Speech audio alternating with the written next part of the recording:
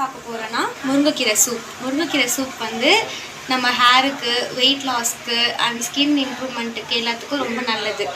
முருங்கைக்கீரை சூப் வந்து ஃபஸ்ட்டு முருங்கைக்கீரையை எடுத்து ஃபுல்லாக க்ளீன் பண்ணி தண்ணியில் நம்ம ஊற வச்சுருக்கோம். இந்த இவ்வளோ முருங்கைக்கீரைக்கு ஒரு 5 பச்சை மிளகா, ஒரு வெங்காயம், தக்காளி போதும். ஃபஸ்ட்டு நம்ம என்ன பண்ண போகிறோம்னா, இந்த முருங்கைக்கீரையை எடுத்து எண்ணெயில் போட்டு ஒரு வதக்கி எடுத்துகிட்டு எல்லாத்தையும் விசில் கொடுக்க போகிறோம் குக்கரில் போட்டு. ஓகேவா? ஓகே.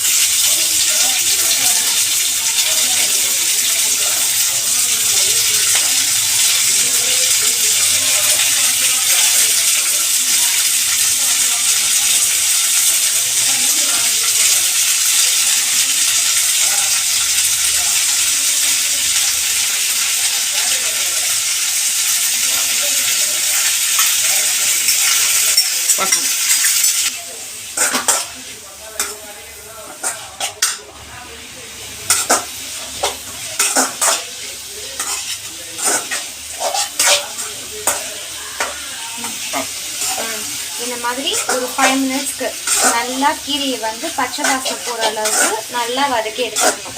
அதில் இருக்க தண்ணி எல்லாமே வந்து பிரிஞ்சு வந்து பச்சை கலர் வந்து கொஞ்சம் ஒரு மாதிரி டேன் க்ரீன் கலரில் மாறும்போது ஆஃப் பண்ணிக்கலாம்.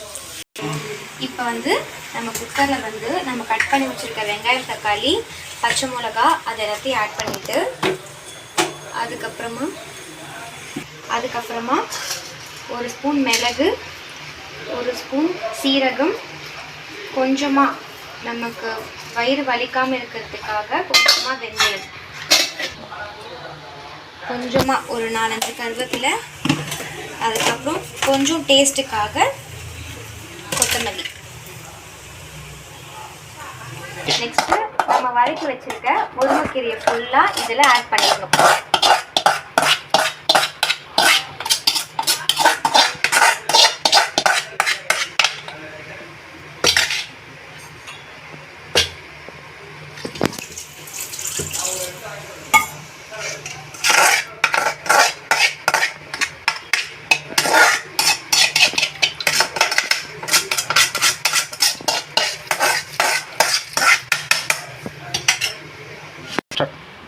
நெக்ஸ்ட்டு காரத்துக்கு ஏற்ற மாதிரி ஒரு ஸ்பூன் மிளகாத்தூள், நம்ம எவ்வளோ சால்ட் வேணுமோ அது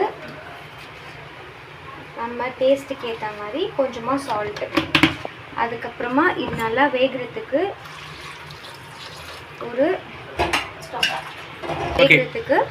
நல்லா ஒரு சொம்பு அளவு தண்ணி ஊற்றிட்டு, நம்ம எவ்வளோ சூப் வேணுமோ அந்த அளவுக்கு தண்ணி ஊற்றிட்டு இதை வந்து நம்ம ஒரு 5 விசில் ஒரு 6 விசில் நல்லா கீரை வேகிற அளவுக்கு விசில் போட போகிறோம். இப்போ வந்து இதை நம்ம வந்து ஒரு 5 விசில் விட போகிறோம். அதுக்கேற்ற மாதிரி நம்ம குக்கர் ரெடி பண்ணிவிட்டு ஒரு 5 to 6 விசில். இப்போ வந்து நம்ம 5 விசில் வந்து விட்டு எடுத்துருக்கோம். இதை ஓப்பன் பண்ண போகிறோம்.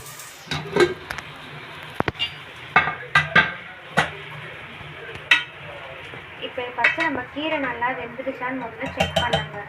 எப்படி செக் பண்ணோம்னா, அதை எடுத்து இது பார்க்கும்போது இது நல்லா இந்த மாதிரி 2ஆக ஸ்ப்ரெட் ஆகி பிரிஞ்சிருக்கும். அப்படின்னா கீரை நல்லா வெந்துருச்சு. இப்போ இதை நம்ம வந்து ஃபில்டர் பண்ணிவிட்டு இதை வீக்லி ஒரு ட்வைஸ் நமக்கு எப்போ டைம் கிடைக்குமோ அந்த டைமில் மார்னிங்கில் இந்த ஜூஸ் நம்ம எடுத்தோம்னா ரொம்ப நல்லது ஃபார் வெயிட் லாஸ் அண்ட் ஹேருக்கு. இப்போ வந்து இதை நம்ம ஃபுல்லாக வந்து ஃபில்டர் பண்ணி எடுத்து வச்சுருக்கோம். நம்ம இப்போ இதை வந்துட்டு கொஞ்சம் ஆற வச்சுட்டு